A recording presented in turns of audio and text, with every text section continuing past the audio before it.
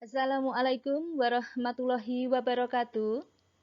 Bagaimana kabarnya anak-anak hebatku kelas 2?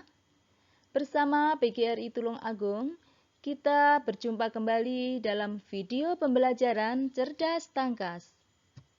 Materi tema 5, pengalamanku, subtema 1, pengalamanku di rumah. Pembelajaran 1, muatan bahasa Indonesia KD 3.6 dan 4.6. Eksplorasi. Ayo membaca cerita berikut. Di masa pandemi ini, Ina dan kakaknya banyak melakukan kegiatan di rumah. Ina membantu orang tuanya. Selesai membantu orang tua, ia bermain dengan kakaknya. Suatu hari, Ina mengajak kakaknya belajar membuat roti kering. Setelah mendapat izin dari ibunya, mereka segera mempraktekkannya. Mereka menyiapkan bahan-bahan yang dibutuhkan untuk membuat roti kering. Sedangkan kakaknya menyiapkan alat-alatnya. Mereka sangat gembira bisa membuat roti kering bersama. Ina disuruh kakaknya untuk mengambil toples untuk tempat kue. Karena tergesa-gesa, tidak sengaja menjatuhkan toples yang dia ambil. Ia segera meminta maaf kepada kakaknya. Kakak Ina tersenyum dan berpesan supaya hati-hati. Kegiatan 1. Pada kegiatan 1, kalian diajak untuk menjawab pertanyaan-pertanyaan berikut. Pertanyaan yang pertama, tulislah judul yang tepat untuk cerita tersebut. Kemudian yang kedua, apa tugas Ina sebelum membuat roti kering? Pertanyaan nomor 3, apa yang Ina lakukan ketika menjatuhkan toples? 4, mengapa toples yang dibawa Ina terjatuh? Dan yang kelima, pengalaman apa yang Ina alami bersama kakaknya? Setiap manusia pasti pernah melakukan kesalahan. Apa yang harus kita lakukan jika kita melakukan kesalahan kepada orang lain? Saat melakukan kesalahan, sebaiknya kita segera minta maaf. Saat minta maaf, gunakan bahasa dan sikap yang sopan. Nah, sekarang kalian tulis jawabannya dari masing-masing pertanyaan tersebut. Kita lanjutkan kegiatan 2. Di sini kalian diajak untuk menuliskan kalimat permohonan maaf jika melakukan kesalahan berikut. Yang pertama, kesalahan menjatuhkan piring. Yang kedua, kesalahan memecahkan cermin. Yang ketiga, kesalahan menjatuhkan kue. Nah, kalau kalian sudah menemukan jawaban, silahkan kalian tulis di tempat yang sudah disediakan. Kita lanjutkan, ayo berlatih. Soal nomor 1. Ibu menyiapkan susu untuk adik di meja makan. Tanpa sengaja, kakak menumpahkan susu itu.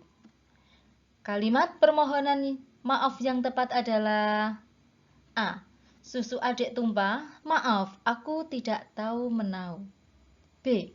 Maaf bu, aku tidak sengaja menumpahkan susu adik. C. Maaf, aku tidak mau tahu mengapa susu itu tumpah. Jawaban yang benar adalah B. Maaf bu, aku tidak sengaja menumpahkan susu adik. Nomor 2. Ibu sangat bahagia melihat aku dan kakakku rukun. Persamaan kata yang bergaris bawah adalah, ya, jadi persamaan kata dari kata bahagia. Persamaannya adalah senang atau gembira. 3. Suatu hari adik menjatuhkan pensilmu. Ia segera minta maaf. Sikapmu adalah memberi maaf atau memaafkan. 4. Hidup akan terasa titik-titik jika saling memaafkan. Titik-titik isinya bahagia, damai, nyaman, dan sebagainya. 5. Buatlah satu kalimat permohonan maaf dengan bahasa yang santun. Misalnya, kesalahanmu adalah menyobekkan buku temanmu, tetapi kamu tidak sengaja. Kalimat permohonan maaf yang bisa kalian buat adalah, maafkan aku Ina, tidak sengaja aku menyobekkan bukumu. Dan masih banyak lagi contoh yang lain. Selanjutnya muatan matematika KD 3.6 dan 4.6. Suatu hari kakak dan aku membuat mainan bersama dari bahan kertas yang tak terpakai. Kakak meminta tolong kepadaku untuk mengambil penggaris. Kata kakak, kakak membutuhkan penggaris untuk mengukur kertas yang akan dipakai untuk membuat mainan. Tahukah kamu, apakah penggaris itu? Yuk kita belajar bersama. Ayo, kalian perhatikan gambar berikut. Gambar tersebut adalah gambar penggaris atau mistar. Penggaris digunakan untuk mengukur panjang benda yang tidak terlalu panjang atau besar, seperti buku, pensil, pisau, piring, dan lain-lain. Satuan ukuran pada penggaris adalah sentimeter atau disingkat cm. Tahukah kamu cara menggunakan penggaris? Iya, cara menggunakan penggaris adalah ukur benda mulai dari angka 0. Angka 0 pada penggaris harus lurus dengan pangkal benda. Coba kalian perhatikan posisi pensil, yaitu benda yang akan diukur, kemudian posisi penggaris. Nah, kalau sudah begitu, dapat dibaca panjang benda tersebut adalah 4 cm. Kegiatan 3. Pada kegiatan ini, kalian diajak mengukur benda-benda yang ada di sekitar kalian dengan menggunakan penggaris. Catatlah hasilnya pada tabel berikut. Tabel ada 3 kolom. Kolom yang pertama adalah nomor. Sedangkan kolom yang kedua, nama benda. Kalian tuliskan nanti benda apa saja yang kalian ukur.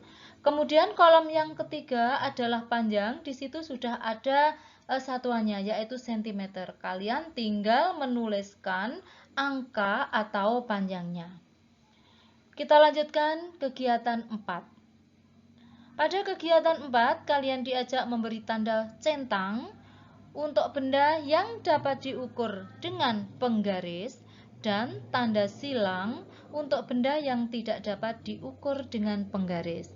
Di situ ada atau disediakan 4 benda, yaitu meja makan, gelas, buku, dan ubin. Silahkan kalian beri tanda centang atau tanda silang sesuai dengan petunjuk kegiatan. Ayo berlatih. Kita kerjakan soal-soal berikut anak-anak. Soal nomor 1. Satuan yang dipakai pada penggaris adalah A. Kilometer, B. Hektometer, C. Sentimeter. Jawaban yang benar adalah C. Sentimeter. 2. Penggaris berguna untuk mengukur suatu benda.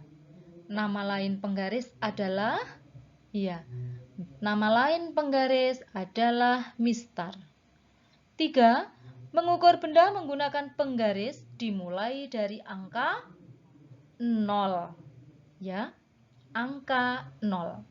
4. Perhatikan gambar berikut. Kalian perhatikan posisi benda yang akan diukur dan di bawahnya itu penggaris. Kalian perhatikan juga posisinya. Panjang benda tersebut adalah titik-titik sentimeter. Kalian baca angka di mistar mulai dari 0 itu adalah pangkal benda, kemudian sampai ujung benda. Berapa anak-anak? Iya, 10 cm. 5. Sebutkan 3 benda yang panjangnya dapat diukur menggunakan penggaris. Benda apa saja? Kalau disuruh menyebutkan, kalian jangan menyebutkan yang jauh-jauh. Cari benda yang ada di sekitar kalian. Ya, contohnya apa? Ya, buku. Kemudian pensil. Apalagi kotak pensil, penghapus, dan sebagainya. Muatan yang ketiga, SPDP, KD 3.2 dan 4.2. Eksplorasi. Bisakah kamu membedakan panjang pendek bunyi pada lagu? Bunyi yang panjang terdengar lebih lama dibandingkan bunyi yang pendek. Kita perhatikan kegiatan 5. Kalian diajak untuk menyanyikan lagu berikut bersama-sama dengan semangat. Judul lagu adalah Satu-satu Aku Sayang Ibu. Sudah bisa semua anak-anak? Iya. Kita nyanyikan lagu tersebut bersama-sama. Pada kegiatan 6, kalian disuruh menyanyikan kembali lagu tersebut. Setelah itu, tuliskan syair lagu di bawah ini. Berilah tanda titik pada bagian yang dinyanyikan pendek. Kemudian, berilah tanda garis pada bagian yang dinyanyikan panjang. Tanda tersebut kalian tulis atau kalian letakkan di bawah suku kata dari lirik lagu tersebut. Bisa ya anak-anak? Ya, kita lanjutkan pada ayo berlatih. Kita kerjakan soal-soal berikut. Soal nomor 1. Lagu Satu-satu Aku Sayang Ibu dinyanyikan dengan A. Sedih, B. Kecewa, C. Gembira. Jawaban yang benar adalah C. Gembira. 2. Bunyi yang pendek terdengar lebih cepat. 3. Bunyi yang panjang terdengar lebih lama. 4. Lagu yang riang dinyanyikan dengan ekspresi wajah gembira atau wajah senang. 5. Tulislah bunyi syair pertama lagu Satu-satu Aku Sayang Ibu dan berilah tanda titik pada bagian yang dinyanyikan pendek dan tanda garis pada bagian yang dinyanyikan panjang.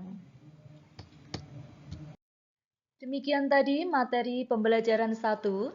Terima kasih atas perhatiannya. Sampai jumpa di video pembelajaran selanjutnya. Jangan lupa like, komen, share, dan subscribe.